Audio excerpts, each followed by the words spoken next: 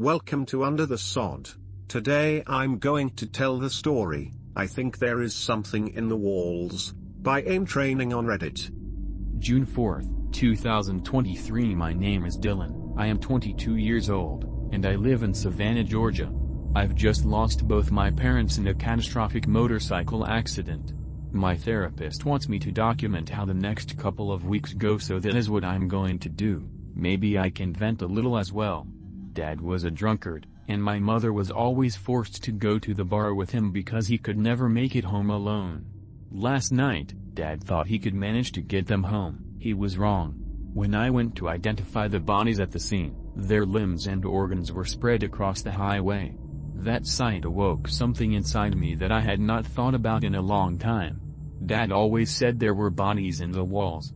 While I never believed him, I did know that the house was old and that my great-great-grandfather was a very odd and eccentric plantation owner.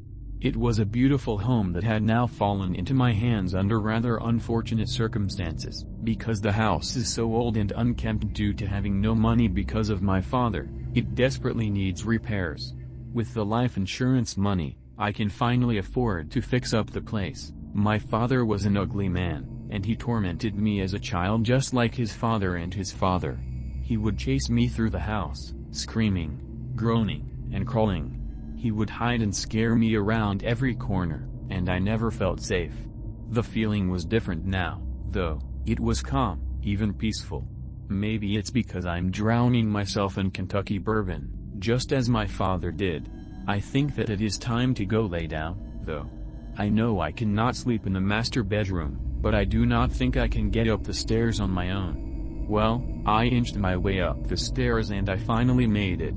I flopped onto my bed, the old box springs moaning and groaning like my old man bitching about his damn arthritis, falling on deaf ears just like the old man's cries. June 6, 2023. I heard something before I fell asleep. I know I did. At first, I disregarded the noises I heard, a light tapping on the wall. Reflexively, I yell, "Damn it, Dad, I'm trying to sleep. Can you lay off?" Then I remember I became immediately sober. That was not my father. He was in 40 different pieces in the morgue. The tapping stopped, and I began to weep and pray to every god I could think of to please save me. Then I fell unconscious and slept for 32 hours straight. I think I need to check myself into inpatient care. June 16, 2023. I am trapped. I drink a fifth of bourbon a day now, and I think I understand why my father did the same thing. I've tried to leave, but I feel drawn back anytime I walk out the door. In the past week, I have regressed to gently rocking back and forth while sitting in the alcove of my childhood bedroom. The alcove always made me feel uncomfortable as a child. The walls seemed too thick. It almost seemed like there could be a room on either side. But I am drawn to it now.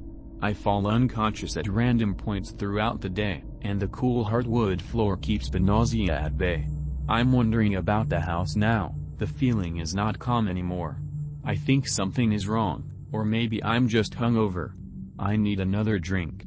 Fuck, now I'm upstairs. How the hell did it happen? And how long has it been now? It is light again, it's 2 p.m. and life sucks. I know that I need to go to town for more bourbon in a few hours before the shakes start again. I have not gone out much.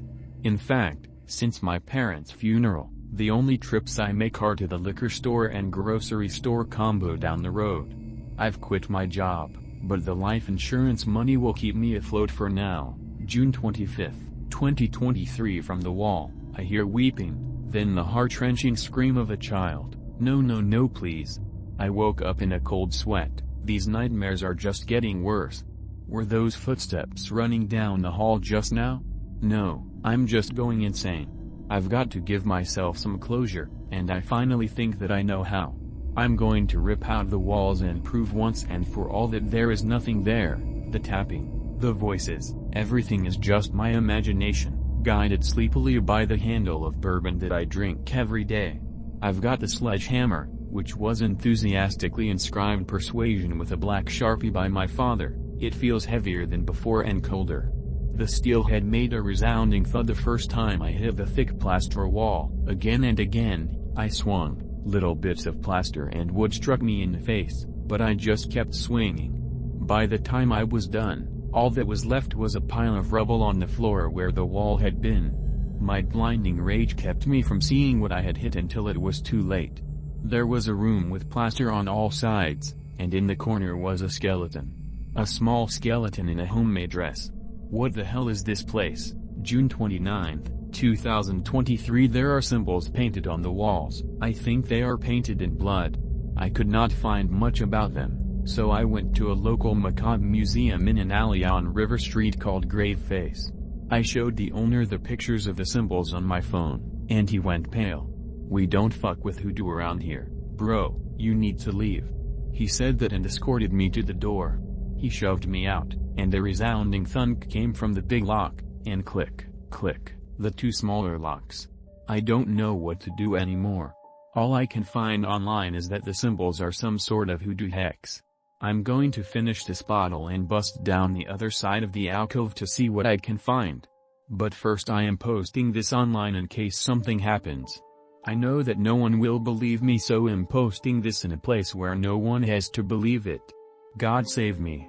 I hope you enjoyed the second episode of this series. Make sure to like, subscribe, and comment an idea for my next video.